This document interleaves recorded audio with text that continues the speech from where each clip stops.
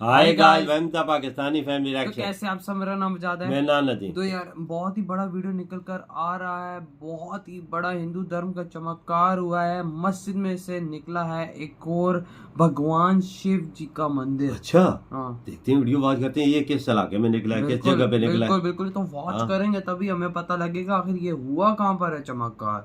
तो काउंटडाउन करते 3, 2, 1 and start. पहले तो यार ये बात कंफर्म की ना, पहले सबसे पहले हिंदू धर्म, बिल्कुल बिल्कुल। फिर बाद में साथ हाँ। आते गए। तो ये हालात देख के समझ में नहीं आ रहा कि मस्जिद को पूरा ढक दिया गया, मंदिर को इस तरीके से विशाल बनाया गया है,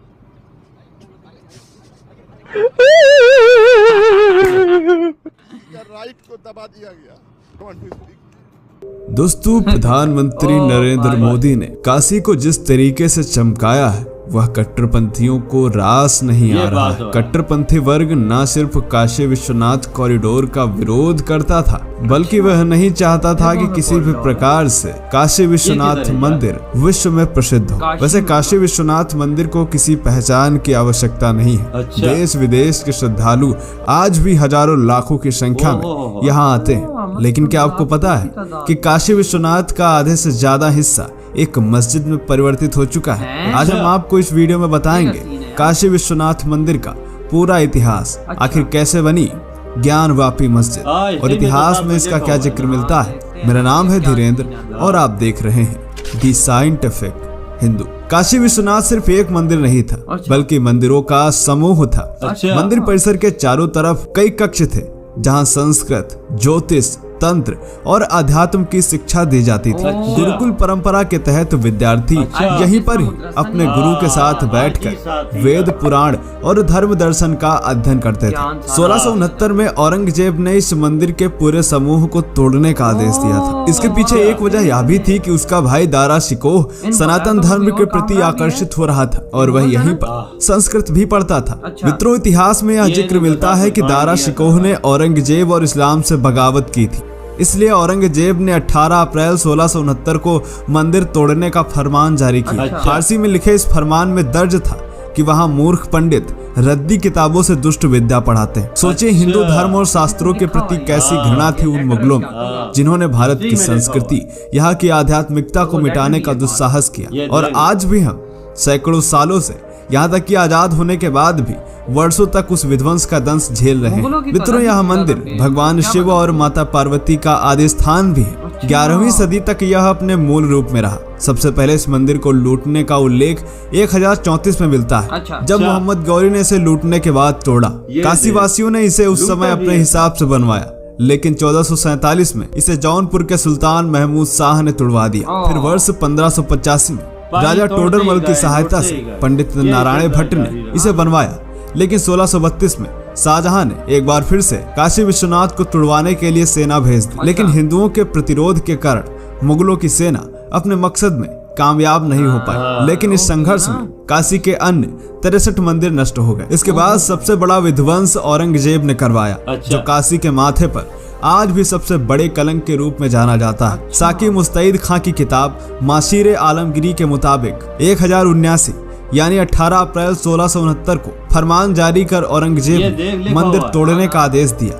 साथ ही यहाँ के ब्राह्मणों, पुरोहितों, विद्वानों को मुसलमान बनाने का आदेश भी पारित किया और इस मंदिर की महज एक दीवार को छोड़कर पूरे मंदिर समूह को ध्वस्त कर दिया गया। और 2 सितंबर 1669 को बादशाह को यह खबर दी गई कि मंदिर न सिर्फ गिरा दिया गया है, बल्कि उसकी जगह मस्जिद की तामीर करा दी गई। किस तरीके से मंदिर के खंडहरों पर ही वह मस्जिद बना दी गई आज भी स्पष्ट दिखता है, जिसके लिए ना तो कोई पुरातात्विक सर्वे की जरूरत है और ना ही किसी खुदाई की। आप अपनी स्क्रीन पर उस दीवार का हिस्सा आज भी देख सकते हैं। यही प्राचीन काशी विश्वनाथ मंदिर था जिस पर औरंगजेब ने मस्जिद खड़ी करवा दी। एक और घटना जो उस समय घटी वह यह थी कि स्वयंभू ज्योतिर्लिंग को कोई क्षति न हो, इसके लिए मंदिर के महंत शिवलिंग को लेकर ज्ञानवापी कुंड में ही कूद गए।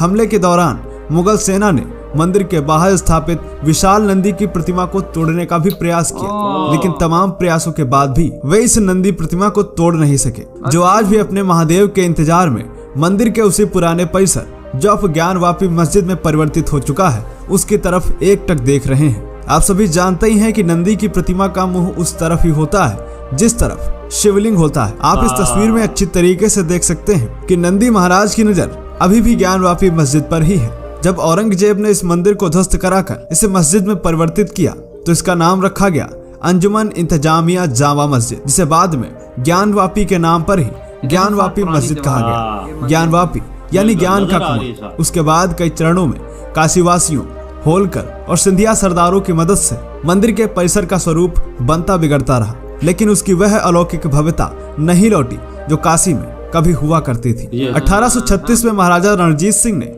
इसके शिखर को स्वर्ण मंडित करवाया था। वहीं तभी से समूह के दूसरे मंदिरों पर पुजारियों, पुरोहितों का कब्जा हो गया और धीरे धीरे मंदिर परिसर एक ऐसी गलियों और बस्तियों में बदल गया जिसके घरों में प्राचीन मंदिर तक कैद हो गए। मित्रों, एक बार फिर से अब भारत के प्रधानमंत्री नरेंद्र मोदी ने काशी की ऐतिहासिक, धार्मिक और सांस्कृतिक आभा लौटाने की कोशिश की है, जो बेहद सराहनीय है। जब भी इतिहास में काशी विश्वनाथ मंदिर परिसर के पुनर्निर्माण का जिक्र किया जाएगा, मंदिर का पुनरुद्धार करने वाली महारानी अहिल्याबाई होलकर, इसके शिखर को स्वर्ण मंडित करने वाले महाराजा रणजीत सिंह और मंदिर को उसकी ऐतिहासिक, धार्मिक और सांस्कृतिक आभा लौटाने वाले प्रधानमंत्री नरेंद्र मोदी का नाम जरूर सामने आएगा। आपका इसके विषय में क्या सोचना है, कमेंट करके बताएं।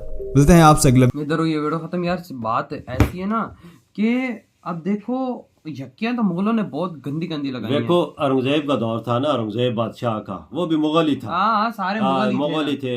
उसने देखो बनी हुई थी, ये बना हुआ था ना, क्या नाम है इसका, मंदिर बना हुआ था। इसको तोड़वा के मस्जिद बनवाना उसका कुछ ऐसा गिरा, क्योंकि वो बहुत बड़ा था। उसके साथ ऐसा था कि उसके साथ और भी ऐसे थे जितना तालीम दी जाती थी हिंदू मजहब की, सब कुछ। और उसने अपने लेटर में लिखा कि वहाँ पर गलत तालीम दी जा रही, तोड़ दो। ये चीजें गलत थी, ये गलत काम था। ये सबसे बड़ी है उसकी बगैरतियां दी।